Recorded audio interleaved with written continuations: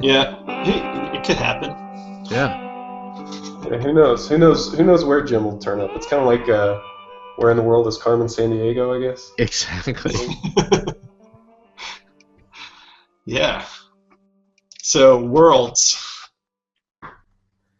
Yeah, it's a competition. It's going to be next week. It's gonna be next week. That's nuts. Right? Yeah. No, Well, it's cool. I mean, it's shaping up to be a really awesome meet. And I mean, I don't know. We say that every year, right? But Adam, you were just looking at some numbers and kind of. Yeah. So I'm looking at the nominations and I'm comparing it from to the results from last year, 2015 Worlds, and the average increase in total, like for the top competitors, is like between 15 and 25 kilos across the board, and sometimes more. It's insane. Yeah, I mean, what a time to be alive, right? Yeah. No, yeah, it's crazy how competitive the sport as a whole is getting, especially at top levels, and it makes it so much more fun to watch when there's these close battles, stuff like that to I don't know keep the audience engaged. yeah, and I think the nominations, looking at the nominations, they don't even tell the full story Yeah. because these, the nominations, it can be from any big meet in the last year, and people have trained up and trained down. I mean, some of them can tell a story when you look at somebody who's got 100 kilos on top of the person after them. But for a lot of these, there are going to be good battles. They're definitely going to be good battles. Yeah. Yeah, there's always a few that surprise you, and people. I mean, that's why you do the meet. I feel like I'm channeling Matt Gary right now, but like that's why you have the meet, right? Because the nominations aren't like that's not the end, but it does give us enough to speculate on, and that can be fun. So, Yep. Well, Yeah. since you're going to be like running around while you're there and trying I'll to be cover like right in front of the stage basically all week. It's gonna right, be nuts. I mean, I'm gonna get to see some pretty crazy stuff. Like I'm just like at the Arnold, you know. So I mean, and it's funny. Like I'm looking at the 105 nomination list right now, and the nominations from last year or the list from last year looks very different. Um, I mean, that class by itself is such a uh, crazy monster thing.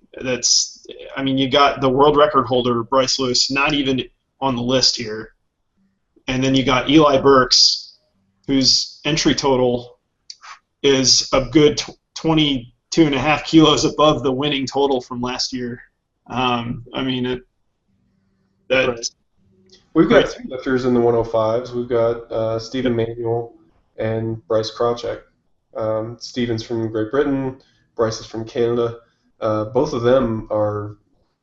I don't know. It's cool because I get to talk to them both privately, and they talk about like their goals and stuff like that. And I mean, for me, it's just do what we can do to give them the best total that they can have, and they're going to have to put it together on game day and sort it out at the end. But um, I don't know. It's cool because everybody is they're in shape. They're coming in really good shape. The peaking is going well, and it could be any of them, just depending on who makes lifts. You know. Yeah, it really is. No, it comes down to that. It's all about making all of your lifts, right? And I mean, I think looking at the list, the top 8 guys, top 9 guys in the 105 class could all be on the podium. Like if it's going to be who has the best day um, that day is going to determine who is going to stand on the podium. And I mean, any one of those top 9 guys could be a top 3 finisher. And I would say that I'm biased, but I think there's a little bit of coaching that goes into that as well. And honestly, it like ties into what you're saying, Adam. Obviously, so right now I'm going through and I'm making all the attempt sheets for all of my masters, and one of the things that you look at is, so we're talking about the 105 Open, and you look at USA, France, Canada, any of these guys. This could shift. So not only are you talking about podium, but Eli doesn't have a lock on on first place, and well, Susie is going to have to be very strategic with Eli to make sure that he makes all of his lifts and following Matt's philosophy of making all your attempts, and then Bryce, for him to move up or even take first, it's all very possible. Any of these people could. It's not even just podium, but let's talk about just getting first place. Sure, and I mean that's interesting to me. Like when it comes to powerlifting, like there's the training component and building all this potential. You build your strength and then you peak and everything, and so that you arrive on meet day and you have a certain amount of potential, and then there's the meet day strategy, which is almost like a separate thing, or it is a separate thing. It is. It's all about how do you maximize, put as much of that potential on the platform, on your total as possible. Yeah, and it's not always, and it's often not about lifting as much as you can. But in this case, it really is about making the attempts and kind of just building that total all the way through, and it's a little bit of poker too. So yeah, it's fun. The price is right, Yeah. Get as close to that number as you can without going over. Right. And that forces the lifter to be honest with themselves, the lifter to be honest with the coaches, and so on and so forth. But overall, it makes for an awesome time, and so everybody better watch. So. Yeah, unfortunately, I'm going to have to be one of those. I'm not. I feel like I'm like the only person, like not just competitors. Like I feel like I'm the only person in the powerlifting community that's not going to Texas next week. But it just didn't work out for me timing wise. But I'm jealous of you guys that get to go down there. It's going to be fun. Well, look, you and everybody else who's not going to Texas will get a front row seat with live streaming. You'll actually probably have a better seat than a lot of people being able to watch. So it's for sure. I mean, I definitely don't plan on doing any work. Right, it's going to be hard to get work done. Especially the live streams for the IPF are really top notch. They've really put a lot of effort into that over the last couple of years, and yeah, I mean, as far as everything that I've seen, they look really great. Yeah, and they are talking about so for a lot of the sessions, there's going to be two platforms, and they're talking about live streaming both platforms. So hopefully nobody will have to miss anything. So you have to be able to watch both. So the cool thing is there's only one day really of two platforms this year. Not. Is it what? No. There's. Pardon this technical interruption. Yeah. When did they? Is it the whole week? Is going to be two platforms? No, it's always so just with the number of masters and junior sub junior they run two platforms. Yeah, that's what I'm saying. It's only a couple. It's like 1 or 2 days where they're running both platforms all day. I'm looking at my sheet here. I've literally got on Sunday 2 platforms for the first session, then one platform. Monday 2 platforms for 2 sessions. Monday 2 platforms all day long. So I've got 3 sessions, 2 platforms, and then Tuesday we just have 1 platform in the morning. They'll run 2 platforms on Thursday for junior sub junior, and they actually are going to be running an A group and a B group for open on Sunday. 93 105s. There's going to be an A group and a B group. Oh, so cool. There's 2 platforms there. Wow. Otherwise, the rest of it's going to be 1 platform. So this is the most current schedule. It's been very flexible, this schedule, or dynamic. So hopefully it'll settle in by the time. I need to take a look at that, obviously, so I know where I need to be. So, yeah, well, I mean, you'll see when you get there, but that's the schedule right now. So we have a lot of lifters. Obviously, 93 105 are stacked right now. 90 right now in 93 we've got 19 lifters, and in 105 there's 24 lifters. So obviously that's the weight to be. Yeah, no kidding. Jesus, for the guys anyway. So I want to segue a little bit into talking about the clear front runners, the people you're going to watch and you're going to know who they are. I don't, like, ironically, like there's going to be some people that I don't name here. Dennis Cornelius, obviously, I think one of the most clear front runners in the 120 class. I fully expect him to blow everybody away. I just based on watching his training, just the guy's a freak. He's gonna kill everybody in that class. Monica Lau on the women's side in the super heavyweight, she's a good 100 Wow. kilos. Sorry, excuse me, Monica, don't kill me, please. Yes. See? Monica Law is going to crush everybody. She's 100 kilos above the next person below her, and that's largely due to her squat and bench. On the, let's see here. Well, before you keep moving on with the hit parade, I mean, I would echo your thoughts on Dennis. I've talked to him a few times, and I hope I'm not letting any cats out of the bag, Dennis. But I know that he's feeling healthy. He's feeling good. And I mean, obviously, because he's posting these incredible training videos. So yeah, I mean, I'm 800 for a double, easy double like that. like no big deal. Yeah. See, the thing about Dennis is his bench is actually what gives him the biggest jump. It's not his squat or his deadlift over Boafia. I mean, because yeah, Mohammed's a very good squatter. I mean, he was a Yeah. world record holder previously. So, but yeah, I mean, Dennis is a incredibly strong squatter, obviously by holding the world record, and he brings it on the bench too, which is Yeah. not so common to see it at the higher end levels. It seems to me, and Paulie, correct me if I'm wrong on this, but it seems to me that most lifters have 2 out of the 3 lifts, Right. and most like first place finishers tend to be squatter and deadlifter types. Dennis is a squatter and a bencher, but his bench is just so out of this world that Makes up a lot on yeah, that. it makes up. I mean, now anybody that's putting up a 2100 total is not a shabby deadlifter. And it's not to take anything away from his deadlift, but comparatively, those are the 2 lifts that give him the advantage. Right. He's still pulling in the 750s deadlift. That's huge. Right.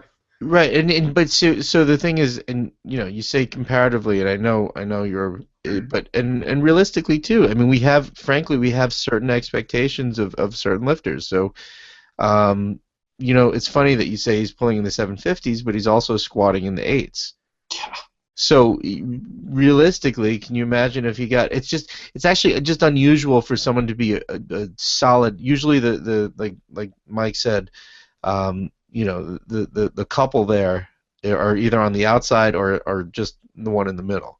So basically, you're going to be a great squatter deadlifter, or you're just going to have an amazing bench.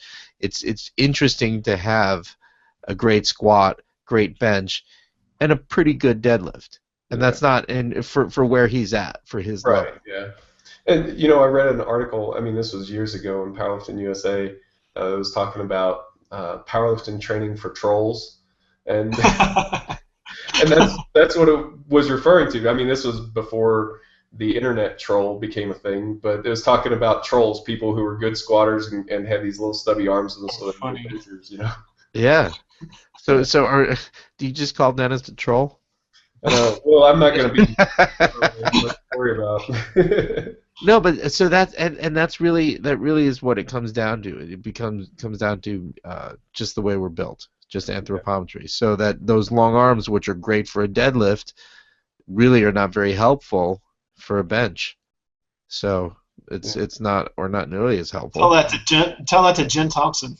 Well, I mean that's the thing, right? But I mean, Paulie, I don't think it's an argument that you're right. But for every rule, we see these exceptions. Me and Matt Gary talk about the Dave Ricks rule about being an exception to every rule out there. But yeah. But I mean, Kim Walford is another example. Jen Thompson's another example of people who are. Like Jen's a good example of somebody who isn't like obviously built to bench, but is the best bencher ever.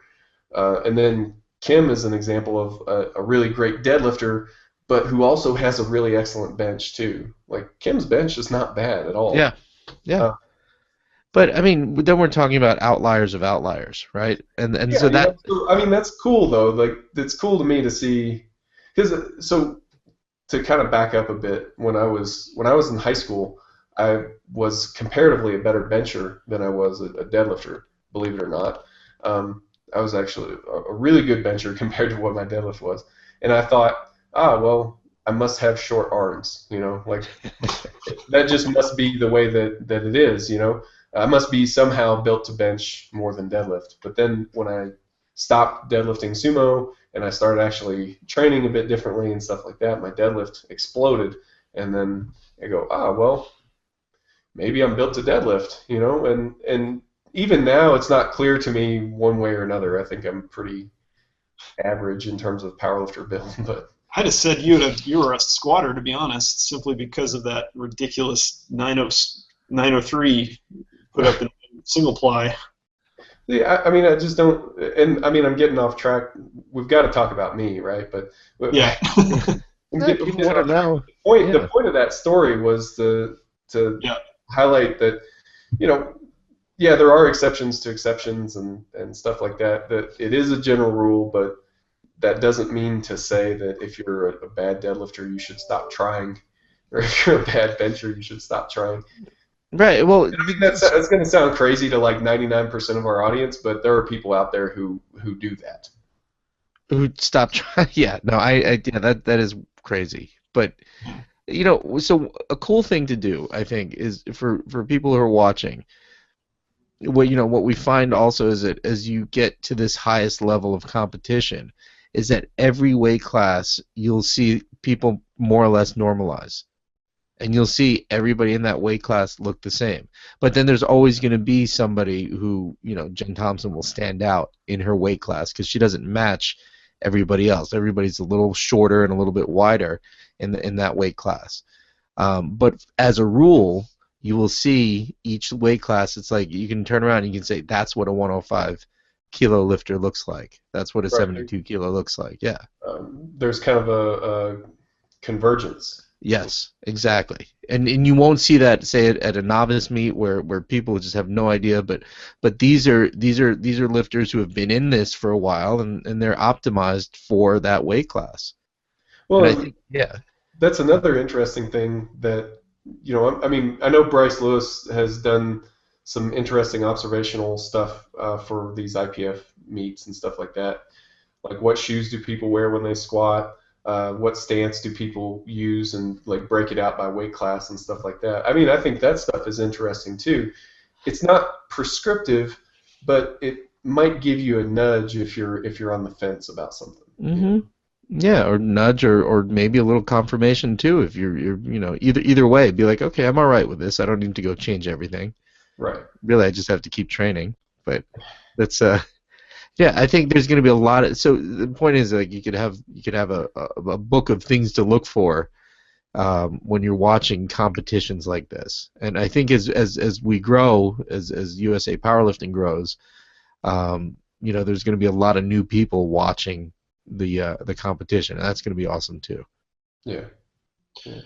So you mentioned Kim Walford. She's a good 48 kilos above the next highest total. Because of her deadlifts. I mean, well, speaking of outliers there. Kim is so, it doesn't even matter. Like, Kim's fun to watch one way or another. She is fun to watch. She's one of my favorite lifters to watch for sure. Oh, absolutely, yeah. But look, if we're talking about, look at Dave Ricks. He's almost 100 kilos above his second. So I have an idea of what he wants to do coming up, and it's going to be scary awesome. I almost consider Dave to be an open competitor still, to be honest. Numbers are just so out of this world. Same with like Tony Harris. Like, these guys have been in this game forever, and they're just putting up these ridiculous totals. Longevity, man. Longevity. Yeah. I talked to a guy in the gym who talks about being an old man, and he's just a year or two older than me. And I'm like, you don't even know, man. You don't even know.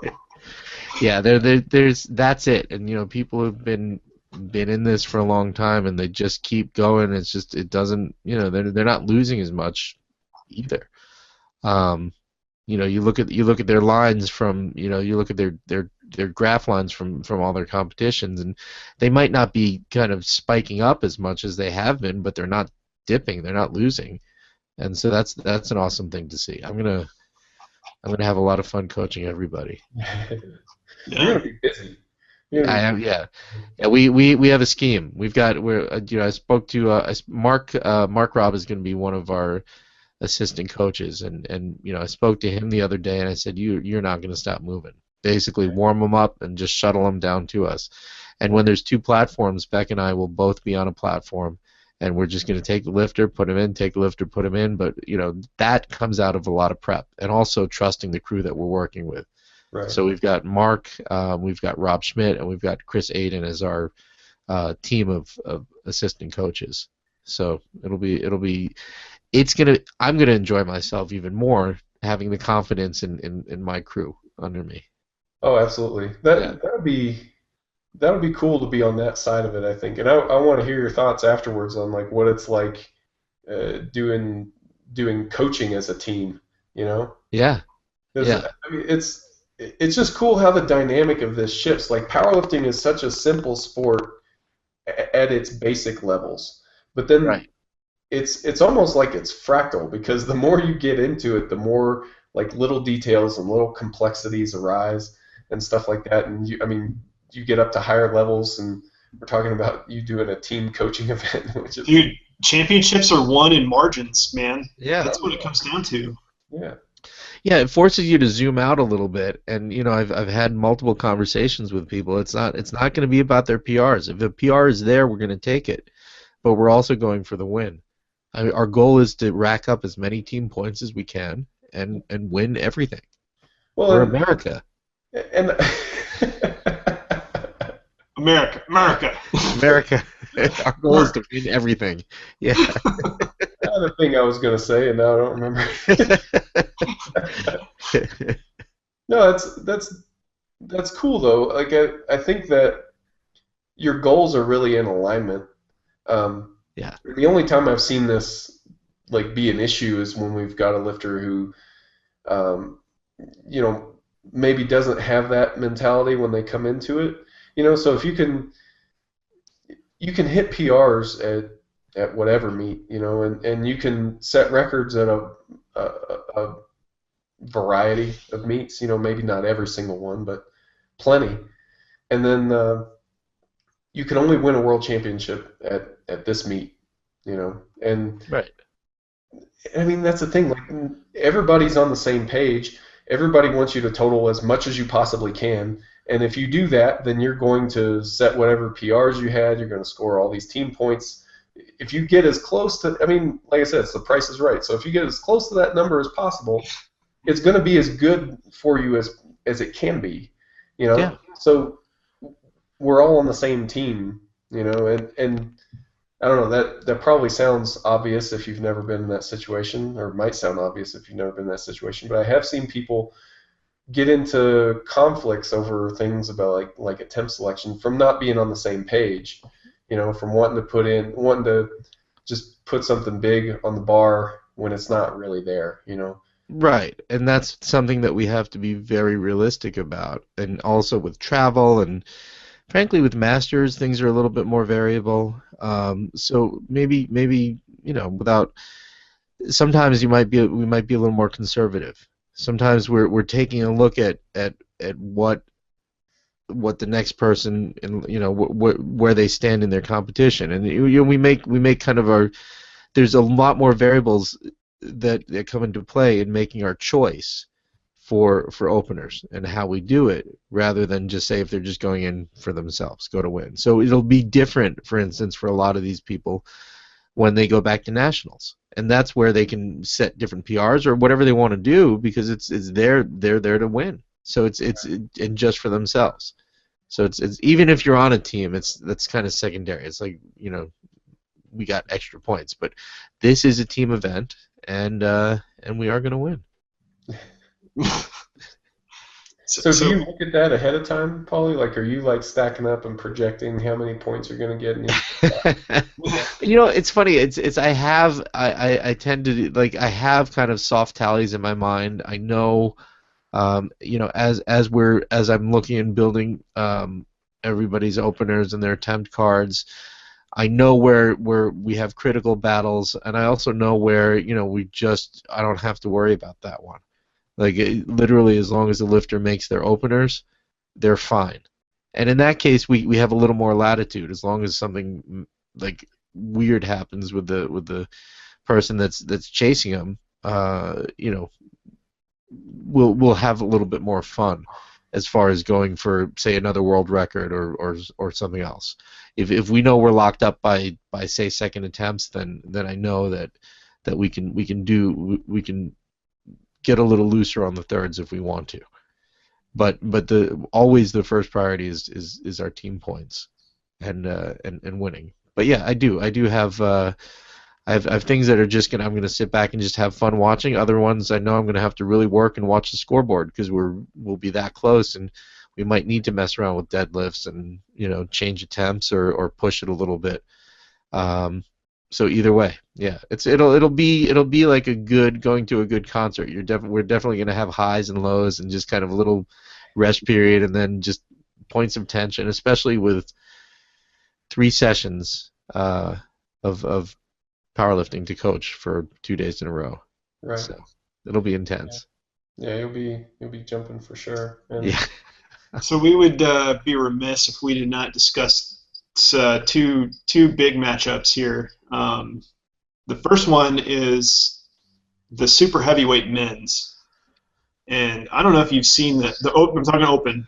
The nomination list for the super heavyweight men is just insane this year.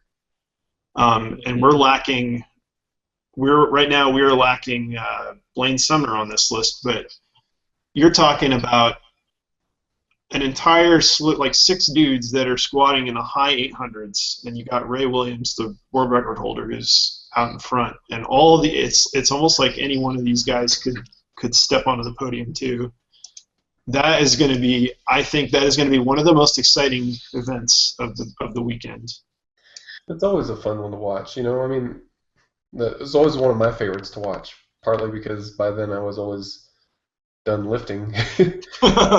But I mean, it's usually closer than it seems. Usually, and even if Ray is out in front in first place, which I mean, missed lifts happen. Anything can happen, and when you're talking about lifts with that much weight making such big jumps, a missed lift here and there can swing things a lot, So, I mean, it could tighten up to a surprising degree, just depending on who's making those lifts. I know last year it was much tighter than I expected it to be.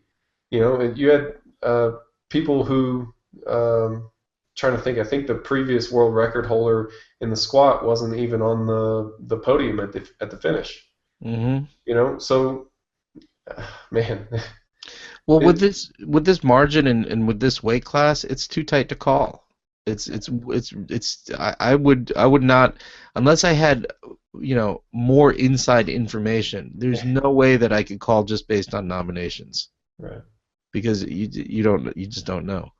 Although I will say that Ray's squat, just from the videos I've seen recently, it looks like it's feeling pretty good. 903 for a double. Yeah, I hope he's feeling good on the meet day, man. I really do. Yeah, we're gonna see something crazy.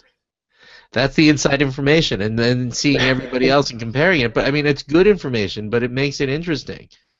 I think this is gonna be that's the thing, and that's what I think it's so important to get across to everybody is that these are going to be real battles. These are going to be things that you will want to watch from start to end because you don't know how it's going to end. Yeah. Yeah. John Hack versus Brett Gibbs. John Hack versus Brett Gibbs. That is the other one. Yeah, I see that one get talked about quite a bit. I know a lot of people are looking forward to that one. It's not as close as it looks, though, according to this. I mean, because obviously, like you said, you can't go off of just nominations. So it's like, well, Brett's got at least a 23.5 kilo in nomination over John. But you look at their lifts and training, and it's like, well, God, it's going to be really close. But not only that, but look at the trouble that Brett had at the Arnold. Yes, with depth. He missed his first 2, and it's not like it's going to be any different coaching. I mean, judging here, it's going to still be IPF squats right at the line. So that could be an issue. So that's there's always more to the story. But even looking at these nominations, it's anybody's game. It's just who comes ready and you know who's got a little extra in the tank, or you know we just don't know. But Yeah. that's why we want to watch and figure it out. Right. All I gotta say is America, Team Hack. Well, I'm looking forward to watching the 52 kilo women. I want to Yeah. see Yep. how Liz Craven does versus Marissa Inda. I don't know, like you don't root against people in powerlifting, you know, like that's just not a thing that happens because I don't know, like especially if you've been in the sport for any length of time, because all these people become people to you, you know, like their Yep. personalities are available, and you know, so you're not rooting against anybody. Like I want to see Marissa put up some huge lifts. At the same time, you know, having worked with Liz for so long, and she's coming into this meet in great shape, and I'm really excited to see the just the total that she puts together. You know, it's going to be really fun to watch. It's a stacked class too. Yeah, I mean, one thing that you can root for both people, and it's not. What? It's not yeah, you can do it. You can do it. It's not going to change. It's not going to necessarily change things because they're lifting. It's funny because they're not even kind of lifting exactly at the same time. You have to split focus, but I don't know, Paulie. I don't know, man. If I'm cheering on if I'm watching the live stream and I'm cheering for somebody, I think that has a tangible impact on whether or not they come up. Well, look at it this way. So one of our lifters, Jason Lowe, 59 kilo junior, and I've been coaching him up to this for a long time, and he's right there in contention with one of our American lifters. What do I do? What do I do? Well, I don't You know. know, I know that that's not a real question. I know, You're but just messing around. But Close matchup too. Jeez.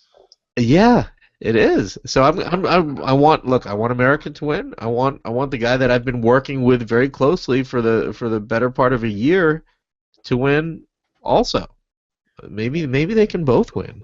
Just tie. They'll tie on body weight too. There's no losers in powerlifting. Oh, I hope Mike Zordos is listening to this, and maybe he'll send you a nice handwritten letter about participation medals. Yeah, exactly. We're gonna give medals 1 through 24 for the 105 class. Right. Yeah. The ceremony's gonna take 3 hours. Right. Yeah. Gosh, No. There's. I mean, so you mentioned Jason, and we talked about Bryce and Steven earlier. Talked about Liz. We've also got Jess Benedetto in the 57 kilo women. She's gonna. It's gonna be a battle. I don't know what else to say about it, but she's also coming in great shape, and I think she's got a chance to be on the medal stand at the finish. And I don't know, man. It's cool. Like when you coach these people, and it's what you were saying earlier about Jason. You coach these people and you work with them, and you see how hard the work is. You know, you see what they put themselves through to get there. You know, man, I really hope that they can put together, like they did all that training piece, and now we're over here to the competition piece. I hope that they put that together, Right. so they can get the reward for that work. You got to stand back and let them fly. Now, I want to just kind of shift gears briefly, 'cause just talking about people that we're coaching, and you just did a piece on Ron Brinker, Yeah. and he's a 59 kilo M1. It's his first world championship, and so right now you look at the standings, he's seated 5th, and we talked about, you talked about in your piece about him how this is a multi-year strategy. This is not one and done. This is get him, start him here, and then look forward. But even, I know Ron has been working his butt off for almost a year just to build to where he is now. But then if you look at the nominations, it could be anybody's game, maybe just working to get Ron up to the podium. So you asked me about battles and stuff. There's all these kind of little sub things that we look at. That there's a potential here that we could push Ron up to the podium. There's a potential here we can push him up to 4th. And that, to me, honestly, that's equally as fun. Yeah, Just to try to move our lifters up as much as we can. But right. and then looking to come back next year and see where they stand. There's absolutely Put it no that way. substitute for standing on the podium at the World Championship. Right. Like it's for any of our lifters that happen to be listening to this, if you find yourself in that position, I don't even know what to tell you, but savor that moment, because it's not a thing that comes around all the time. It's not promised to you. The sport's getting more competitive all the time. Yep. If you find yourself on that podium, man, like that's a big deal. A lot of people like to downplay the importance of world championships in powerlifting due to its fragmentation and stuff like that, but an IPF world championship means something. And to stand on that podium at the end of the competition, that's a big deal. So, Yeah. yeah, definitely savor that moment. And especially if you're especially if you're on the top of that podium and you hear the anthem playing, just Oh try yeah. to yeah. Oh yeah. It's some serious stuff. I mean, it tends to bring it all home, and so I'm going to stay on message here, and I expect to hear that anthem a lot. um, Jim, nice of you to show up. Are you in a loud place? We can only hope. Yeah, it looks like it. It looks like. Um, yeah, I'm at Dunkin' Donuts. And Nice of you to join us. I just got the email and I was like, crap, I'm gonna get made fun of. There's music playing in the background. But Yeah. I was actually just looking at Hannah's nominations. Can you guys hear me okay despite the music? Yeah, we'll live with it. Go for it. Okay. Well, I was checking Hannah's nominations, and it sounds like they have all the lifts pretty low. So she's ranked 9th currently, but based on the current trend, she should be blowing all of those out of the water. Now, I also assume that's probably similar for the other lifters, but it's still good, good news because I think she's going to turn out, better than her ranking may imply. Yeah, Yeah. careful what card you tip there also. I mean, who knows? Who knows what can happen? And it's kind of a theme, I guess, in this podcast. Is that's why we have to go through with the meet. Who knows how it's going to shake out? But Hannah's another one that I'm excited to see because I know how much work she's put into it, and I know how far she's come in training. And Paulie, it's like what you were saying. It's a multi-year process. And Right. Jim, correct me if I'm wrong. This is her first world championship as well, right? Yeah, and she had the opportunity. She wasn't the first pick, but a few people either could make it or drop, so she was the next choice, and so she had a lot to kind of prove to both the coach and herself because she has gotten a lot stronger than when she was supposed to be selected. She didn't do as well as she wanted, so she literally missed by like 0.5 kilograms to the girl who was selected, and then that girl decided to drop out. So she kind of got the luck of the draw. I think the phrase is. Well, she got activated. I mean, she moved up. It's It happens. yeah. I wouldn't downplay being an alternate either. Some people are like, oh, I didn't get. You're on the team. It doesn't matter. It's like you're on the team, and now you have to perform. So it's she was there in the right place at the right time. So she's earned her spot on the team. Absolutely. Yeah, and it's just really fun to see her because she didn't take it like, oh, I'm the alternate. She's like, yes, I'm in. Let's do this. Let's do as well as we can and try to build as much momentum in the meet. And that's just really awesome to see because I mean, it's my first lifter at World Championships too, so it's kind of a first time for both of us. But if everything goes well, it should be pretty freaking awesome. It will be. Yeah. And I'm trying to think. There's one more lifter that we haven't talked about. I think I'm gonna feel bad because I'm not thinking about him off the top of my head. Adam, talk about something. Talked about Jason, right? Yeah, we just mentioned Jason. Yeah. We mentioned Jason and we mentioned Ron. Yeah. No, I Jess think that's Benedetto. everyone. Just Liz. about, yeah. Yeah. And Hannah and Liz, Good stuff. and Stephen, Stephen Stephen Manuel. and Bryce, Yeah. right? Right. So I guess that's everyone. So Okay. I guess I'm just the crazy one. Yes. But I'm also just No. to reiterate, I'm Dom jealous. Sirianni. Is he going to go? No. He's not. No. So yeah. So I guess that's all of our lifters. Adam, was there any other matchups that you're pressing to or excited about? Dude, I'm just excited for this week. It's going to be nuts. I can't even I'm not even processing another one we didn't talk about, the 66 kilo men open class. It's just another one. Like Paulie was saying, you can't even calculate who's going to be number 1, 2, or 3, just based on these nominations alone. They're all so close. They're all within 5 kilos of each other. 1 Yeah. and 2 are one world record apart, half a kilo. Yeah. One I've chip got apart. I've got my workstation here. I've got 2 monitors. So next week, I plan to be doing my work on one and having the live stream on the other. So hopefully, I can catch as much of it as possible. Even though I won't be able to be there. All you guys get to be there, and I think Yes.